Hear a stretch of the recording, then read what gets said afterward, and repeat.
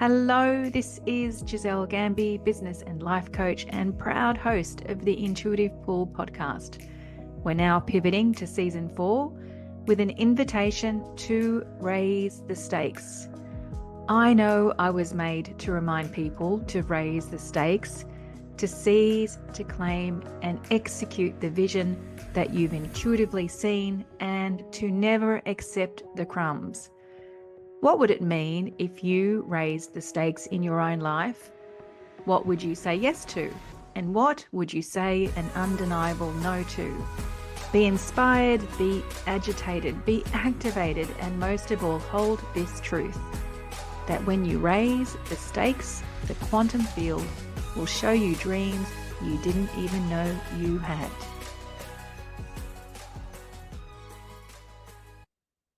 Hello, Intuitive Pull community. I'm excited to share with you that the new program, Your Most Significant Life-Changing Year Again, that the landing page is ready on the website. I spoke to this new program on the last episode. And so I want to say this to you here on the podcast today. I received a beautiful message from someone who I'm coaching this morning. And it said a whole lot of stuff. And then she said in capital letters, the best year yet. This new program is in service to that, to having your best year yet. Now, this isn't for everybody. Some people aren't ready to have their best year yet. Some people are already having it. Some people are in that growth phase still of their best year yet. And then there are other people who know that the previous growth cycle that they've been on has come to completion, and that they know that they're ready for the new.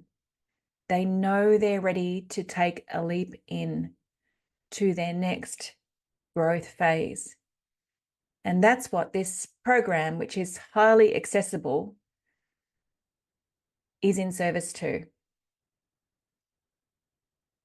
If you're ready to untangle some dynamics that don't work for you any longer, if you're ready to untangle some patterning that you're tired of, that has passed its use-by date, if you're feeling the pull to have more freedom within, if you have desires and longings that have been unfulfilled, and you have a knowing in your body that they can no longer remain unfulfilled, even if you don't know what those desires and longings and callings for, but you have a pull to go that extra mile, to go into that stretch, to go into a capability that you don't even know what that entails yet, but you can feel that pull, that there's another stretch. There's another experience, significant experience to have of yourself.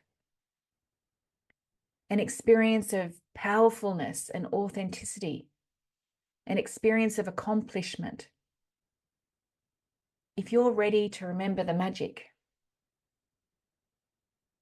then please go to the show notes and click on that link, and you'll have all the information you need to see if your most significant life-changing year again program is right for you. I just want to say this, that the purpose of this program and the structure of this program is so precious to me,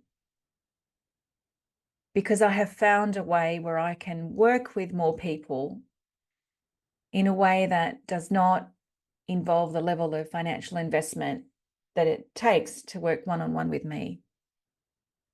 And the reason why I find the structure that I've seen to be so precious is it's because of how I've lived my life. I do not need to remember to be present. I don't need to go and schedule it into my calendar.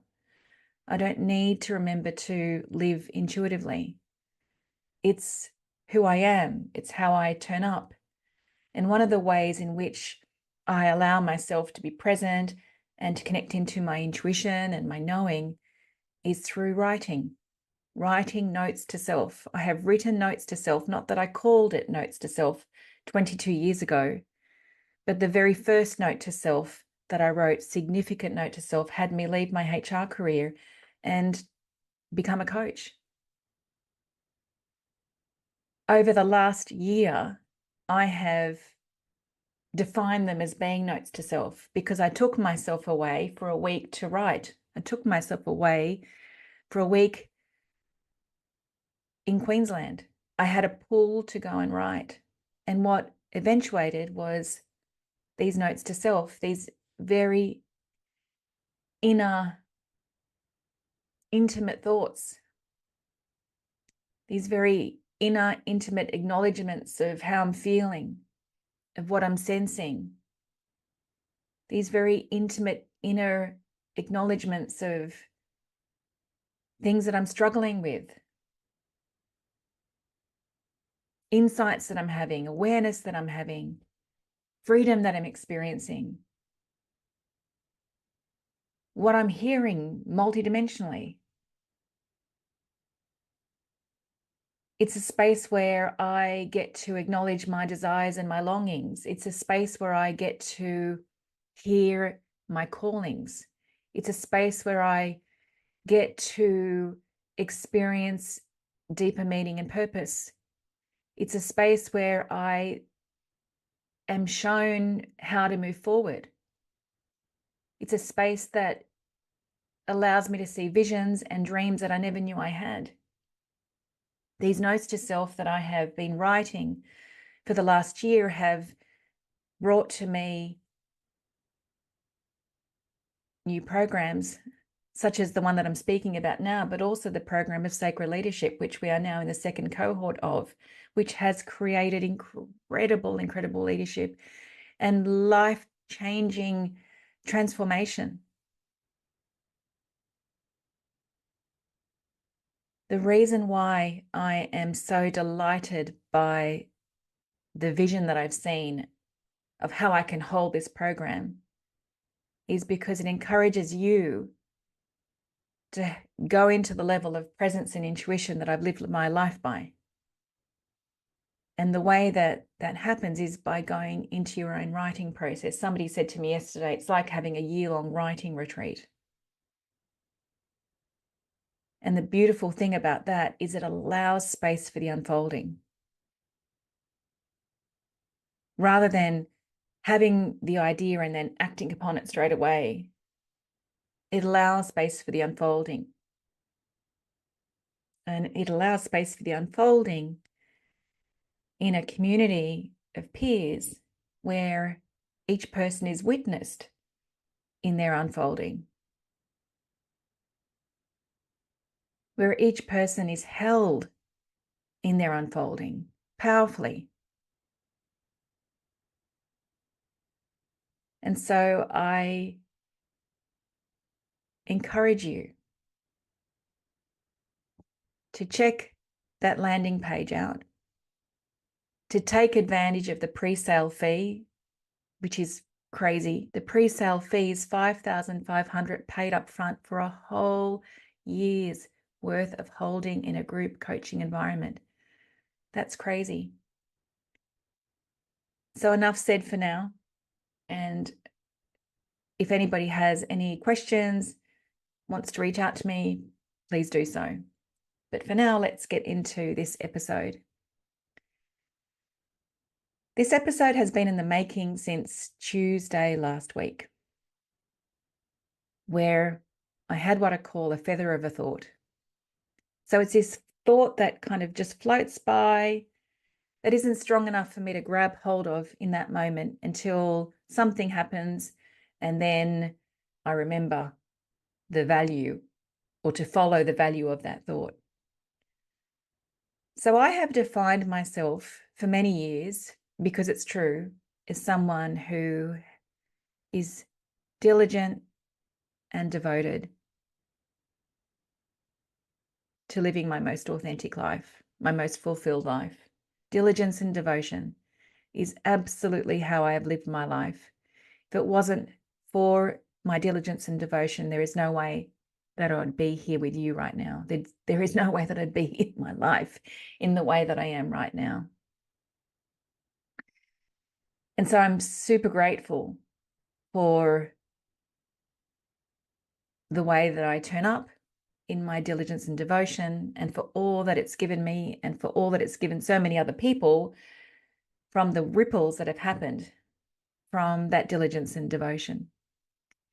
Now, that feather of a thought that I had on Tuesday last week was, is diligence and devotion setting me up?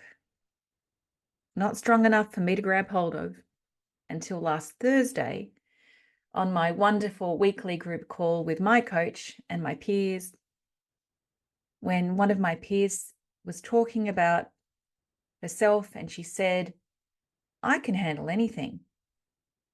And I thought, I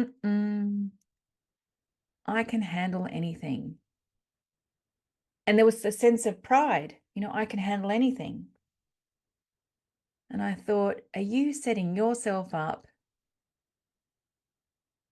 to have big things to go and handle? And so I voiced that out loud. And of course, that train of thought was correct, because she had handled, big stuff over here and big stuff over here and big stuff over here. And now there's big stuff happening right now. Now, the truth is that in her authenticity, in her true essence, she can handle anything. She's incredibly resilient and incredibly devoted to love, like I am, and to seeing love wherever, in whatever circumstance there is.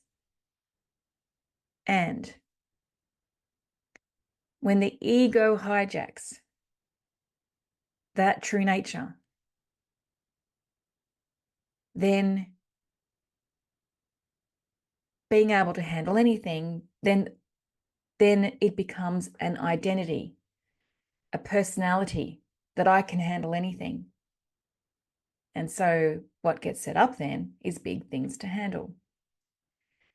Now, there's an agenda underneath that. I asked her, what does the ego get back by you being able to handle anything? And what the ego got back was, well, I get to prove my existence, to resolve beliefs of not mattering, of being invisible and insignificant. I get to prove my existence. See, I can handle anything. So then I said, you know what? On Tuesday, I had this feather of a thought. And the feather of a thought was, am I setting myself up through the definition of being diligent and devoted? And so I followed that thought on that group call last Thursday.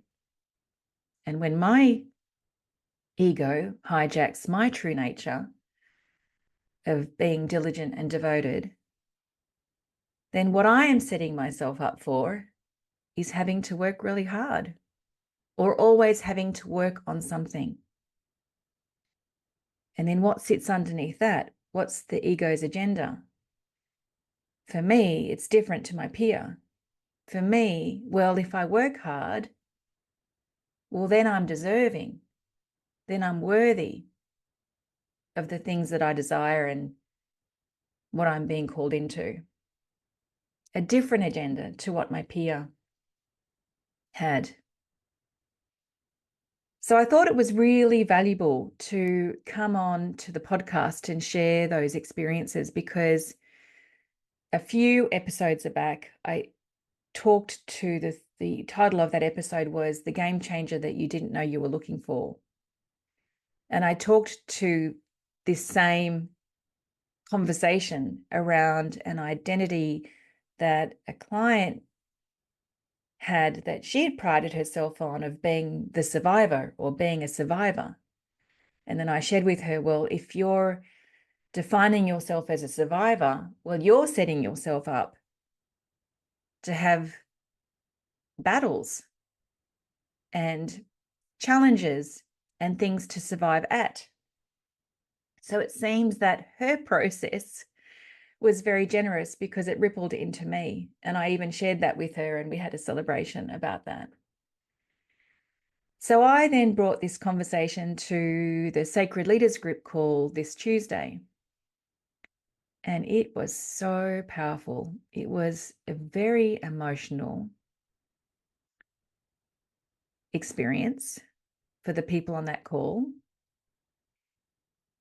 And I want to share one of the setups because I have a feeling that this will also speak to you. So one of the people on the call said, I've always been a helper. I help here and I help there and I help here and I help there. In fact, in my life right now, I've got things going on with my mum, things going on with my daughters. I've got things going on out there and out there. And then she said, I think this has to do with my family of origin. Of course it does. Now, her family of origin, it was a dysfunctional situation. And what she did was her mum, who wasn't well, she went and made sure that her mum would be okay. And then she would make sure that her sisters and brothers would be okay. And I said to her, first of all, if you're defining yourself as the helper, now I just want to say this. Again, it's always this fine line between true nature and then when the ego hijacks. In her true nature, she is the most generous person. In her true nature, her heart has such a capacity to love. She is divine. I love this woman. It's what attracted me to her. Just this overflow of generosity. And it holds her in such good stead in life. Yet when the ego attaches to it and hijacks it, well, then what she's setting herself up for is always having fires to extinguish because she's the helper. So there has to be problems here and problems there and problems here and problems there so she can go and be the helper. Now, what was the agenda of that for her? Because her experience as a young girl in her family of origin was traumatic, it was unsafe for her.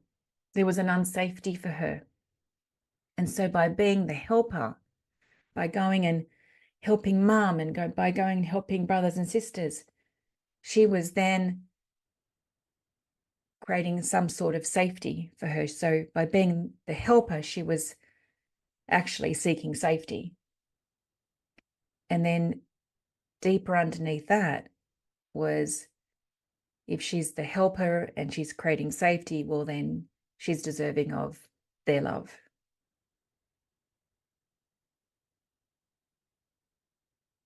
So these conversations around identity and how we are setting ourselves up and for what purpose we have set ourselves up, what the ego gets back, these are game changers. And I'm 22 years on in my personal growth process, and I'm only finding this out now. So I really hope that this episode gets the wheels turning for you. If, of course, you would like some help with identifying what we're talking about here for you because you can't see it for yourself, reach out. We can untangle this for sure.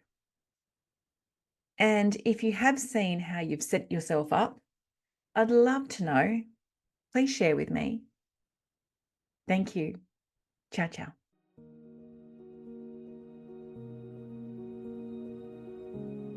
Hey guys, if you love this podcast, I have 2 requests. Number 1, sign up to the newsletter, which you can find in the show notes. Sharing is one of my superpowers, and there is only so much that I can share through the medium of podcasting. And I have very big plans this year to be radically generous to you.